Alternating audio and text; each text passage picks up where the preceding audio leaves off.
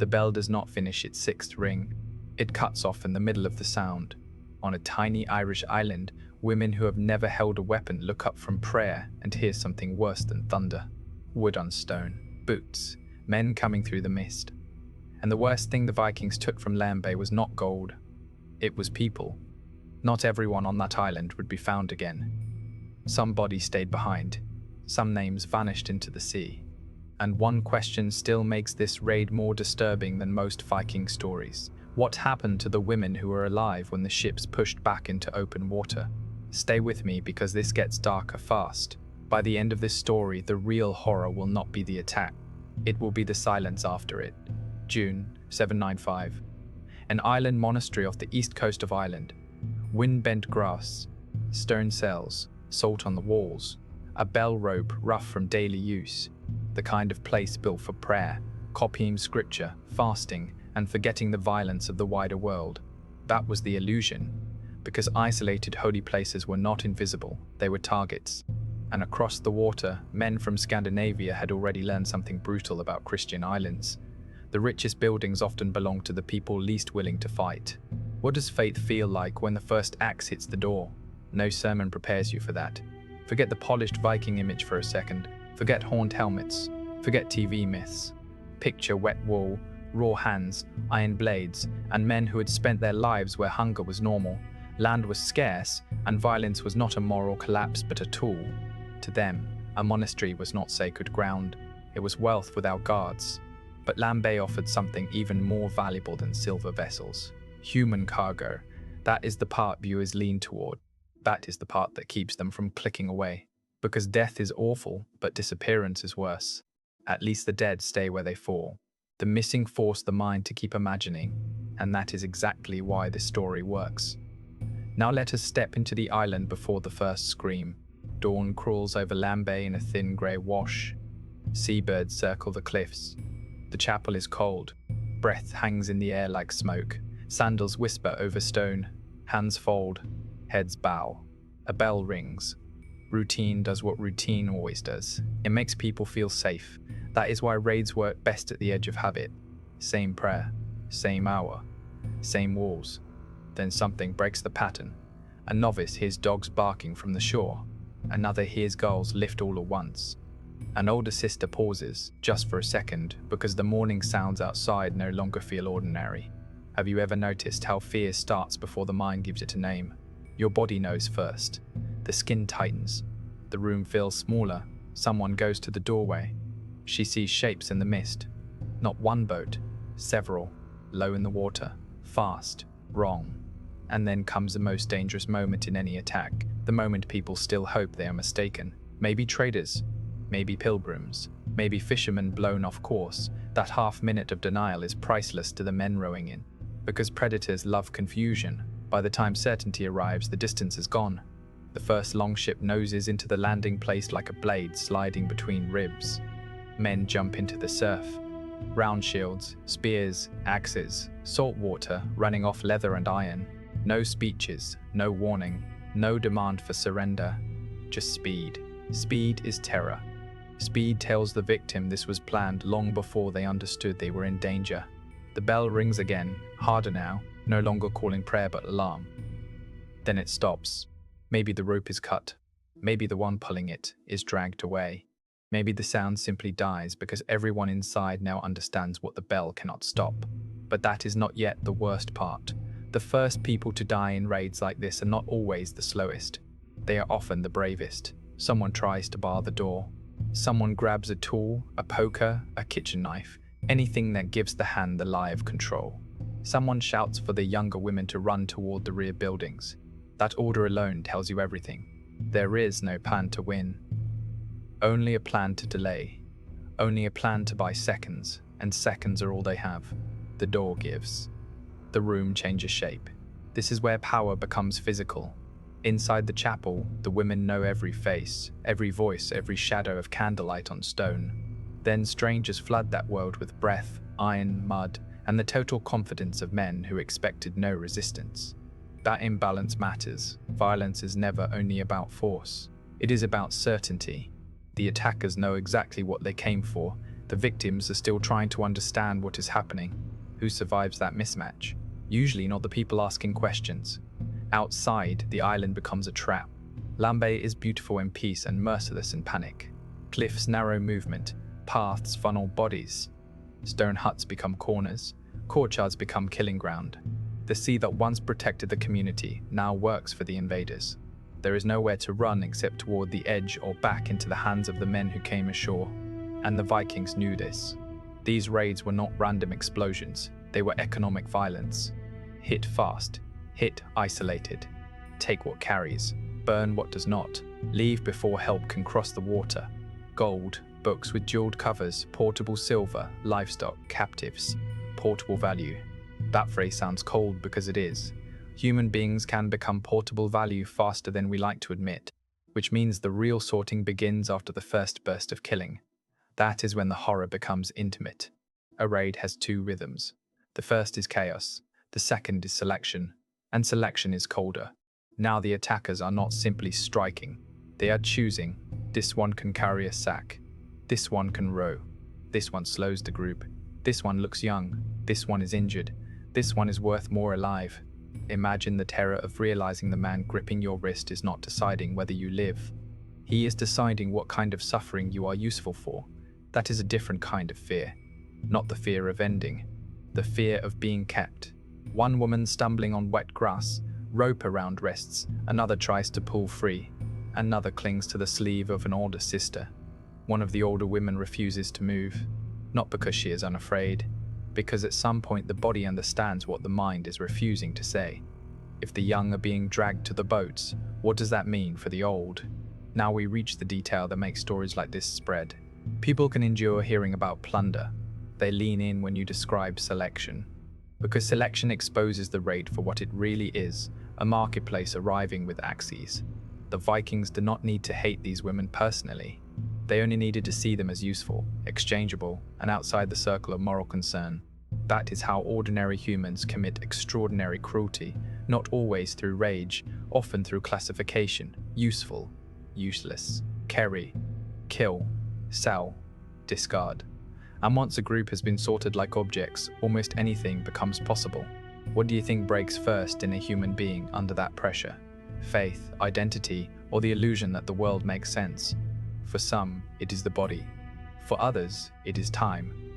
Minutes stretch, sounds separate.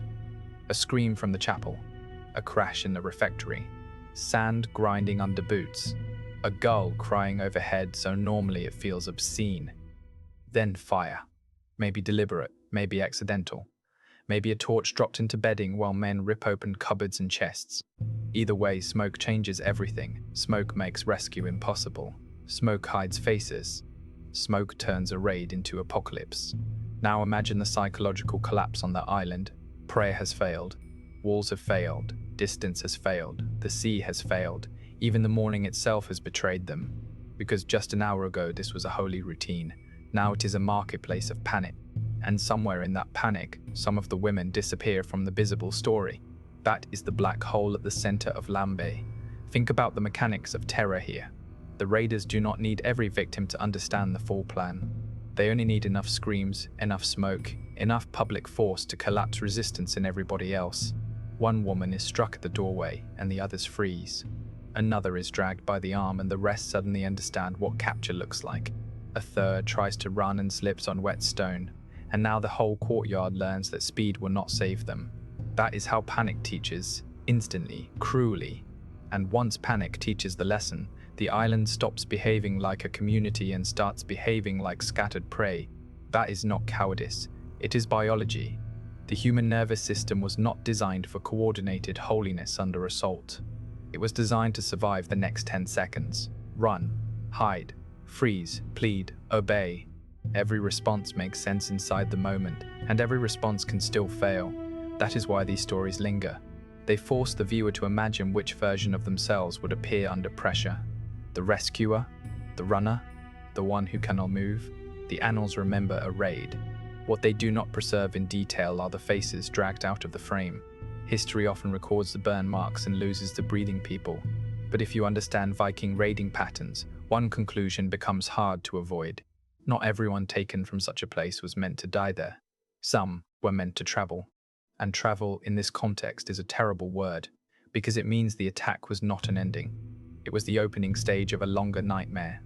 The ships push off. This is the image that should bother you most, not the first acts, the departure. Because once the shoreline starts shrinking, every hope changes shape. On land, you can imagine rescue. At sea, rescue becomes geometry and luck. Rope burns, salt spray, vomit in the bottom of the boat, hands numb from cold, bodies forced against one another. A woman twisting to look back at the island until the island is only a dark line and then nothing. What is she thinking in that moment? Not history, not empire, not the Viking Age. Probably something smaller and more devastating. Will anyone remember where I was? That question is where the story turns from raid to erasure, because captivity does not merely hurt. It dissolves evidence. A person removed from home becomes harder to trace, harder to mourn properly, easier for history to flatten into a statistic or omit entirely. And Viking society had uses for captives everywhere. On farms, in workshops, in households, in slave markets where the difference between a soul and a price was whatever somebody would pay. Dublin would later become notorious for slave trading. Across the Norse world, human beings moved with silver, amber, walrus ivory, wool and weapons. People were cargo, not metaphorically. That is why the missing in stories like Lambay are so disturbing. The mind tries to invent merciful alternatives. Maybe they escaped, maybe they hid, maybe they returned later. Sometimes, perhaps, but many did not. Many vanished into systems bigger than the raid itself. And for the captives, the next terror was not uncertainty anymore. It was adaptation. People imagine survival as noble. Often it is humiliating. To survive, you obey before the blow lands. You learn which man to avoid looking at. Will stop resisting at the wrong moment because resistance now hurts someone beside you. You memorize voices in a language you do not understand. You begin measuring time not by bells or prayers but by commands. That is how power colonizes the mind. Not in one grand speech, in repeated proof that disobedience is punished and compliance buys one more hour. Would you still recognize yourself after weeks of that? After months? After a new name? After being told your old life no longer exists? Scandinavia in hard light. Fjords, timber halls, animal pens, smoke from roof vents. Not the glamorous fantasy version, the working version. Mud, labor, hierarchy. For a captive brought north, survival meant entering a world that did not care who you had been. Vows meant nothing there, learning meant nothing, holiness meant nothing. What mattered was utility. Could you grind grain, haul water, mend cloth, serve, submit, endure? And if you were young, another fear entered the story without needing to be spoken aloud. That silence is part of the horror too, because history often goes vague exactly where suffering became most personal. Meanwhile, back on Lambay, the island itself becomes a witness. Burned beams, broken vessels, dropped tools, ash in the cracks of stone. The kind of silence that makes even seabirds sound accusatory.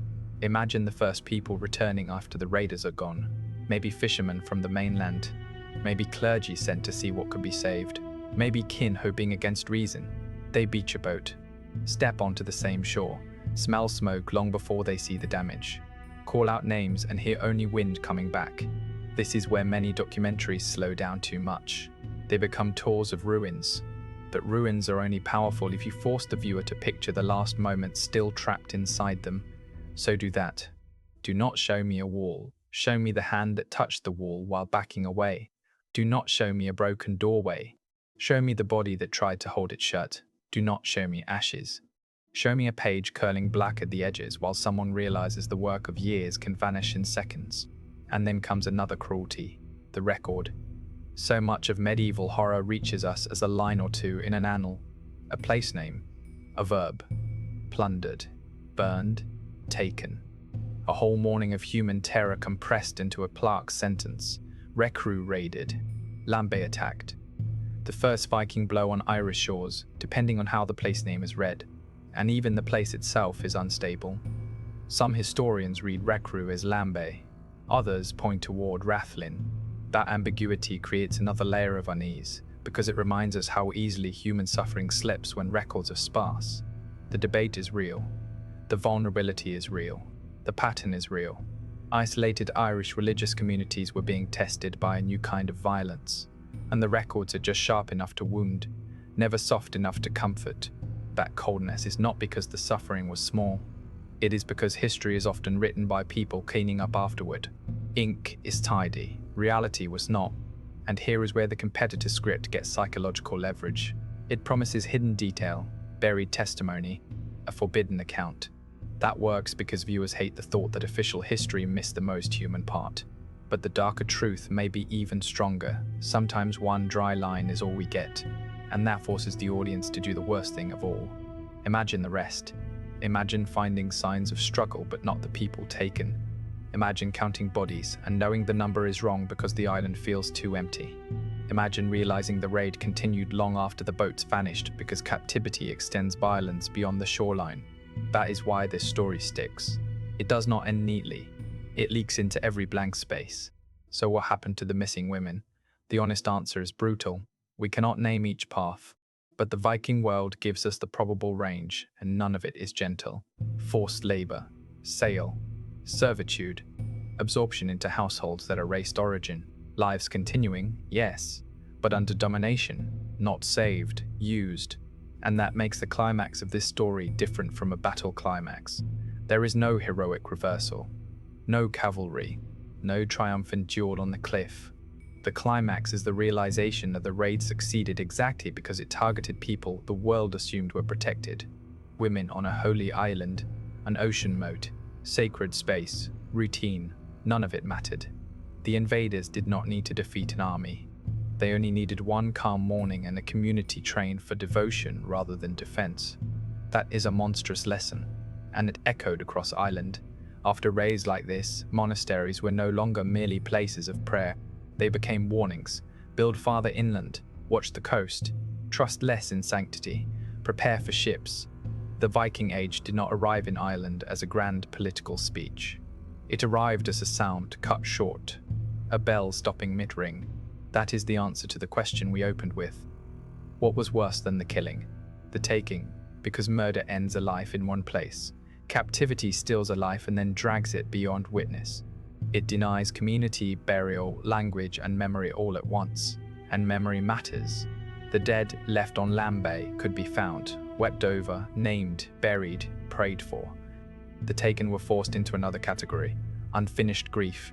Maybe that is why stories like this travel so well online. They activate two deep fears at once. Fear of sudden violence, and fear of vanishing without a trace. Which frightens you more? Dying where you stand, or living where no one can find you? Most people do not answer that question quickly, because they already know.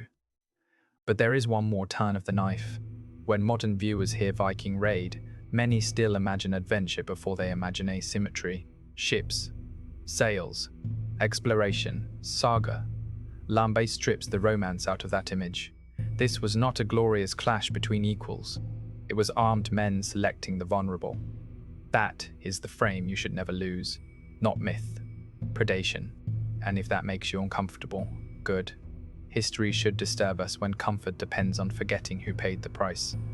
So remember the shape of the morning, fog over the water, a bell in the chapel, women who thought distance meant safety, a shoreline suddenly full of strangers, the first crash of wood, the sorting, the ropes, the ships leaving heavier than they arrived, and a silence so deep that later generations had to stare at one spare record and imagine the screams inside it. That is not just forgotten history, it is compressed trauma, and the compression is part of the cruelty. If this story unsettled you, that means it worked. So do two things before you leave. First, like this video, because it tells the algorithm that the historian fact should keep bringing buried history back into the light. Second, subscribe, because the next time a single dry sentence in an old chronicle hides an ocean of human terror, we are going to open it, one line at a time, one vanished voice at a time. And before we close, hold on to this. There is a reason stories like this outperform cleaner, safer history videos. They trigger outrage, pity, dread, and curiosity at the same time. They show innocence colliding with appetite. They turn an old raid into a mirror. Because once you strip away the ships and cloaks, the psychology is still familiar: people with systems, people without protection, and a moment when the protected discover the rules were never real. That is why you share a story like this, not for gore, for recognition. Because somewhere deep down, everyone understands the terror of being chosen by someone stronger, colder, and utterly unmoved by your idea of safety. Civilization is often most fragile where it feels most sacred. The people of Lambay were not destroyed because they were weak. They were destroyed because the world around them changed faster than their assumptions could. That is not just medieval history, that is human history. Communities build routines. Routines create trust. Trust creates blind spots. And blind spots attract those willing to profit from them. The tools change. The logic does not. That is why an island from 795 still feels modern, not because we fear longships, because we still fear the knot that comes when we are certain we are safe. And somewhere in that fear lives the real legacy of Lambay, not only the people who died there, but the people carried away, the ones history could barely hold, the ones the sea swallowed from the record, the ones who turn a raid into a wound that never closes cleanly.